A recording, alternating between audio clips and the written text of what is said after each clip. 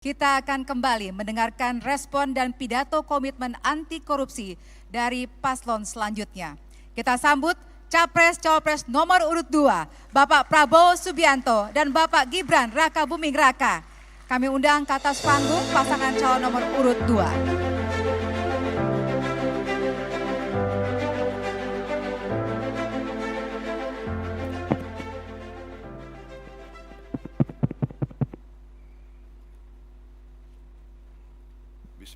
Bismillahirrahmanirrahim. Assalamualaikum warahmatullahi wabarakatuh. Selamat malam, salam sejahtera bagi kita sekalian. Shalom, Om Swastiastu, Namo Buddhaya, salam kebajikan. Yang saya hormati dan saya banggakan, Ketua KPK Bapak Nawawi Pamolanggo beserta seluruh Dewan Pengawas dan pimpinan KPK, Ketua KPU Bapak Hashim Asyari atau yang mewakilinya, Ketua Bawaslu Bapak Rahmat Bagja, Ketua DKPP Bapak Hedi Lugito, Bapak Febri Adriansyah, Jampitsus mewakili Jaksa Agung, Komjen Polisi Wahyu Widada, Kabar Reskrim mewakili Kapolri, pasangan calon Presiden Wakil Presiden 01 Bapak Anies Baswedan dan Bapak Muhaimin Iskandar yang saya hormati, pasangan calon Presiden dan Wakil Presiden 03 Bapak Ganjar Pranowo dan Profesor Mahfud MD yang saya hormati. Kita telah kumpul di tempat yang baik ini untuk membahas masalah korupsi. Dan saya kira kita semua menyadari dan faham benar betapa masalah korupsi ini merusak kehidupan bangsa dan negara dan membahayakan keselamatan sebuah negara. Negara-negara yang dikatakan gagal sebagian besar adalah karena tidak mampu mengendalikan, mitigasi ataupun menghilangkan korupsi. Justru yang tadi disampaikan oleh pimpinan KPK benar-benar relevan. Kita faham justru negara seperti kita yang hidupnya banyak sekali tergantung sumber daya alam, disitulah terjadi praktek-praktek korupsi yang sangat mengganggu kelangsungan hidup suatu bangsa. Semua upaya yang sudah disampaikan oleh KPK harus kita dukung. Dan saya bertekad untuk mendukung dan untuk manakala saya nanti bersama Saudara Gibran menerima mandat dari rakyat, saya bertekad untuk memimpin upaya pemberantasan korupsi dengan sungguh-sungguh dan dengan total. Saudara-saudara sekalian, pendekatan yang sudah dilakukan itu sudah benar. Pendekatan pendidikan, kemudian pencegahan dan penindakan, itu sudah benar, harus kita tingkatkan. Tetapi saya memandangnya dari segi sistemik, dari segi realisme. Jadi menurut pandangan saya, kita harus dengan secara realistis mengatur kualitas hidup semua pengambil keputusan yang mengendalikan roda pemerintahan, terutama yang memegang anggaran besar. Kualitas hidupnya ini harus dijamin dan diperbaiki. Contoh, hakim di negara-negara yang maju yang harus kita pelajari, hakim-hakim, apalagi hakim tertinggi, hakim agung, itu dijamin jabatannya seumur hidup. Dia hanya bisa berhenti apabila dia sakit, dia minta berhenti, atau dia meninggal. Itu di Amerika, itu di Inggris. Kemudian Ketua Mahkamah Agung adalah pejabat negara yang gajinya tertinggi.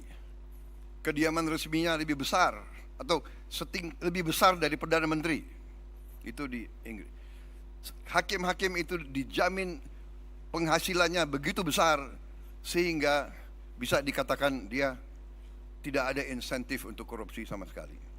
Ini yang saya anggap pendekatan sistemik dan pendekatan realistis. Pejabat-pejabat yang memegang anggaran besar, kualitas hidupnya dan penghasilannya harus sesuai. Sekarang direksi perusahaan swasta, bahkan perusahaan BUMN, gajinya jauh lebih besar dari Panglima TNI, dari dirjen-dirjen, dari menteri-menteri yang memegang anggaran negara yang triliunan. Ini saya kira harus kita mendekatinya secara realistis. Ini keyakinan saya. Jadi kita perbaiki kualitas hidup, kita tingkatkan gaji-gaji semua pejabat, semua penyelenggara negara. Kita mampu. Saya sudah hitung dengan tim pakar saya, Indonesia negara kaya bukan negara miskin. Kita mampu. Kita tingkatkan kualitas hidupnya, kita jamin kualitas hidupnya dengan berbagai sistem. Dengan demikian kita tegakkan semua undang-undang yang perlu ditegakkan. Bila perlu pembuktian terbalik, tidak perlu kita tunggu delik pengaduan.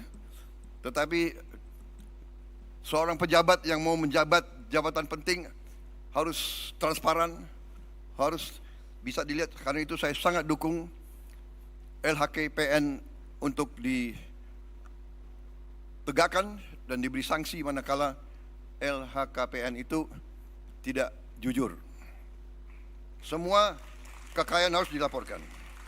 Jadi intinya demikian, pendekatan secara realistis, sistemik. Kita perbaiki kualitas hidup, kita jamin kualitas hidup sehingga tidak terjadi suatu hal yang tidak masuk akal. Sebagai contoh, pejabat yang mengendalikan anggaran kontrak-kontrak besar itu diperlakukan sama dengan pejabat yang tidak punya tanggung jawab sebesar itu. Ini saya melihat sehari-hari di lingkungan tanggung jawab saya.